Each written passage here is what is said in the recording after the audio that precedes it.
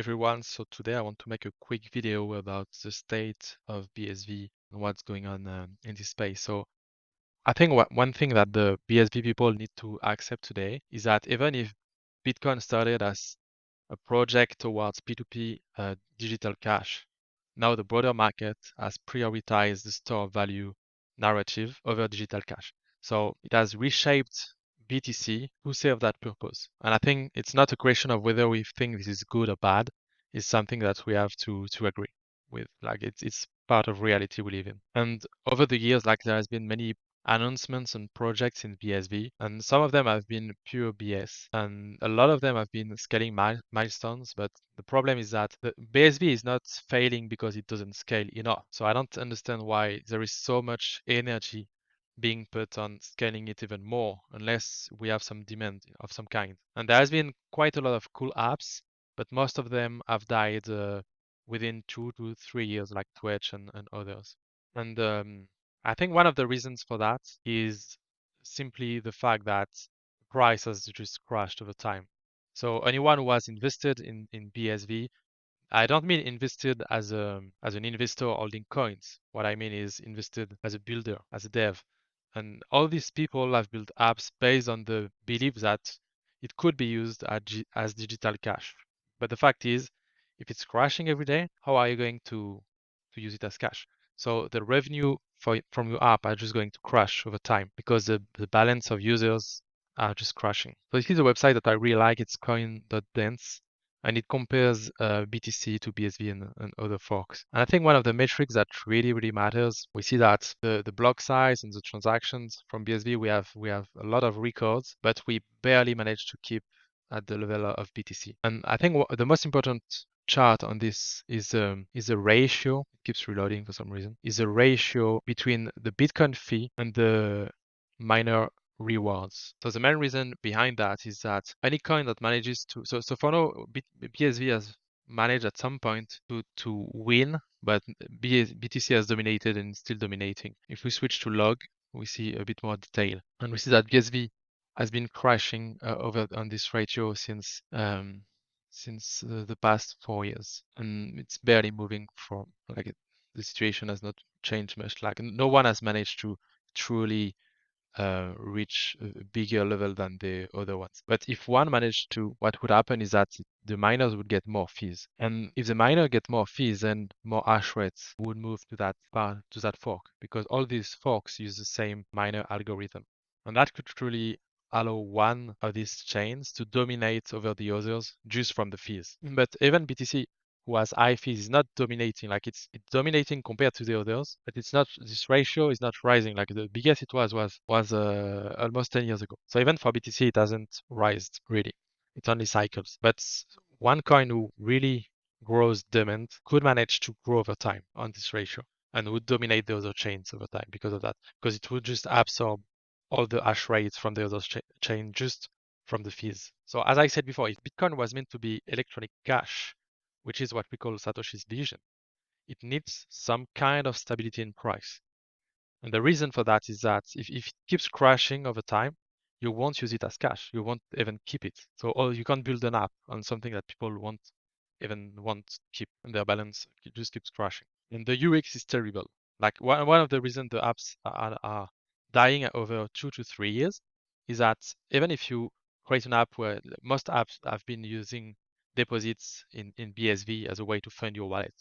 But the UX is terrible because now you can't acquire it anywhere since it's been delisted from everywhere. Or you may need now to use Encash. I saw that Encash has made some progress to fund your wallet from a credit card, but even that, it requires downloading another wallet than the app you need to use, and it's really bad UX generally. So someone was saying, Captain BSV, many BSV builders didn't quit. You're talking about businesses that structure their payment models with BSV. If it was a good business idea to begin with, they wouldn't need to shut down. And I agree with that. It's not a good business idea, but it was meant to be peer-to-peer electronic cash. So now we have people saying that it's bad to use as electronic cash, which is true. So it means that we have failed in that sense. So there is a way through it, which we'll see. And Craig Mason is on point here. Like Bitcoin is a currency in the long game, but USD and BSV is the Trojan horse. And I think this is the right smart play, but it's like something that's new. It's not in the white paper. It's nowhere in the writings of Satoshi. So it's something that like just like BTC has deviated from the original line of peer-to-peer cash by becoming a store of value, we kind of have now to pivot from being BSV as peer-to-peer cash from USD on BSV, which is like a new narrative. It's the right one, I think, but we have to admit it's something new. Like Satoshi or big BSV well was very smart. What they could do, they could sell like some of their more recent BTC very slowly and buy BSV, not as a way to prop up the price or pump people's bag, but just as a way to stabilize it in USD. Basically, you would turn BSV into a stable coin so that the people who build apps don't need another stablecoin built on it, which would save a lot of time and improve the UX a lot for users. And it would become digital cash again. You don't need a rising price to have digital cash. You just need some kind of stability. Not even like just compared to USD basically, which already has inflation, by the way. And some people are trying to think about but could we do some social engineering to allow people to learn about BSV benefits? But there is no need for that. All of that is a waste of time, actually. The only and most efficient social engineering strategy that you need is a stable price. If you have a stable price, you can use it as digital cash.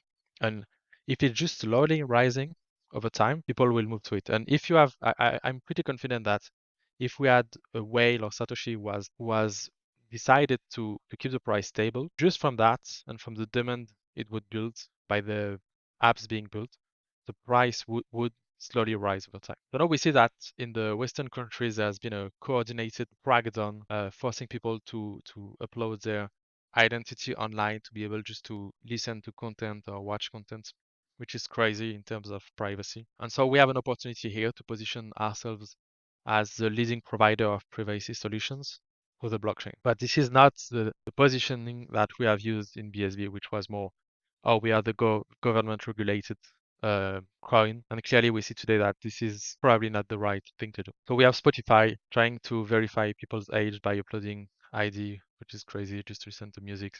So I asked Grok to make a strategy based on first principle for how could BSV grow, basically. And it's very interesting what it said. So it say that BSV is now a blank state and shouldn't rely on its current identity or history, but rather be seen as a tool to exchange value, record and verify data, and allow control over the asset. So it suggests a new brand identity, which could be the working blockchain.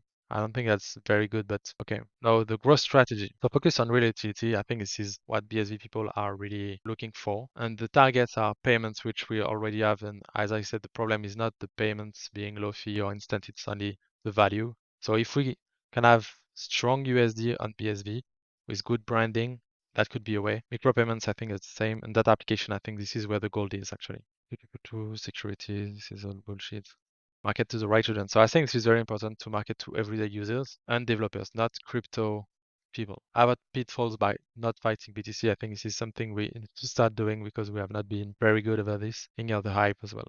So yeah, basically it says stuff that is quite basic. So if you want to start building on BSV, I've also created runcraft.io, which is built on using the run protocol. And I think this is a good way to start building on BSV. We have some wiki tutorials and we have another console with some basic code that you can start to play with.